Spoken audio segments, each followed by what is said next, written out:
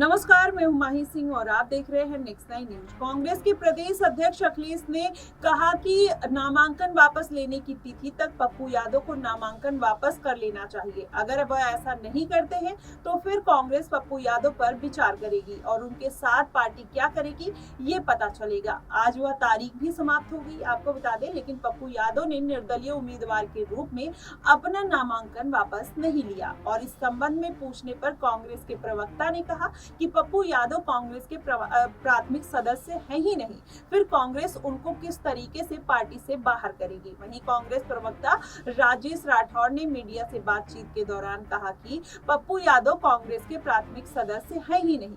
Congress party के एक एक कार्यकर्ता पार्टी के निर्देश पर कांग्रेस पार्टी समर्थित गठबंधन के उम्मीदवार बीमा भारती के लिए जी जान लगाकर काम करेगी और बीमा भारती को ही जिताएगी। ऐसे में पप्पू यादव ने कांग्रेस पार्टी की सदस्यता ग्रहण की थी और इस सवाल के जवाब पर प्रवक्ता ने कहा कि अगर उन्होंने सदस्यता ली तो उनको कहिए कि रसीद दिखाएं। पप्पू यादव ने कांग्रेस में अपने पार्टी का विलय किया था, लेकिन हमारी पार्टी का एक नियम यह है कि आप दिल्ली में मिल भी लेते हैं तो राज्य की इकाई के कार्यालय में जाकर प्राथमिकता सदस्यता ग्रहण करनी होती है। लेकिन पप्पू यादव ने बिहार में ऐसा कुछ नहीं किया। उन्होंने उदाहरण के तौर पर कहा कि अजय निषाद जी भी दिल्ली में पार्टी में ज्वाइन किए थे, लेकिन प्राथमिक सदस्य के तौर पर उन्होंने बनने के बाद उनको प्रदेश मुख्यालय आना पड़ा। इसलिए अब जब पप्पू यादव प्राथमिक सदस्य है ही नहीं तो हमको क्या निकालेंगे और कैसे हम उनको निकालेंगे, उन्होंने ऐसी बात कही। लेकिन वहीं आपको बताएं, मीडिया के इस मामले पर पप्पू यादव से जब बात करते हुए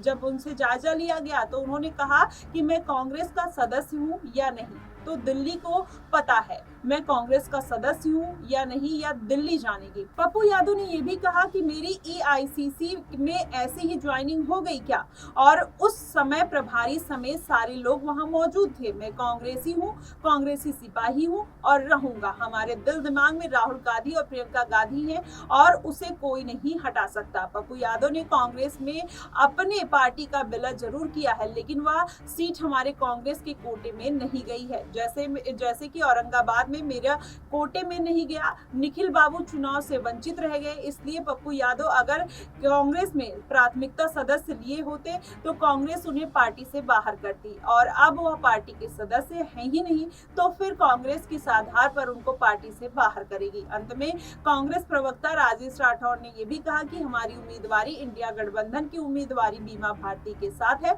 और वही कांग्रेस पार्टी के समर्थित उम्मीदवार भी है। अब लेकिन जिस तरीके से जबरदस्ती का पप्पू यादव अपने आप को कांग्रेस पार्टी का उम्मीदवार बता रहे हैं और कांग्रेस पार्टी लगातार इस बात को नकारते हुए नजर आ रही है, ऐसे में बड़े सवाल खड़े होते हैं कि क्या पप्पू यादव के पीछे वाकई में जिस तरीके से कहा जा रहा है कि पप्पू यादव के पीछे कांग्रेस उनको समर्थन दे रही है, लेकिन अगर समर्थन दे रही है, अगर नहीं दे रही है तो पप्पू यादव को अब तक वहां की टीम से या कांग्रेस पार्टी से निकल जाना चाहिए था, लेकिन अभी तक वो वहां की कांग्रेस पार्टी में सम्मिलित है। तो ऐसे में कहा जा सकता है कि हो सकता है कि कांग्रेस पार्टी भी इनका समर्थन कर रही हो, जिस तरीके से पप्पू यादव लगातार ये दावा करते हुए भी नजर आ रहे हैं। ऐसे में तमाम तरीके की अटकलें लगाई जा रही हैं, लेकिन सच्चाई क्या है कि पप्पू यादव जिस तरीके से पार्टी से बगावत करते हुए उन्होंने निर्दलीय चुनाव नामांकन कर दिया है, क्या अब आने वाले दिनों में वो पार्टी और इंडिया गठबंधन के लिए बड़ा रोड़ा बनते हुए नजर आ सकते हैं, ये आने वाले दिनों में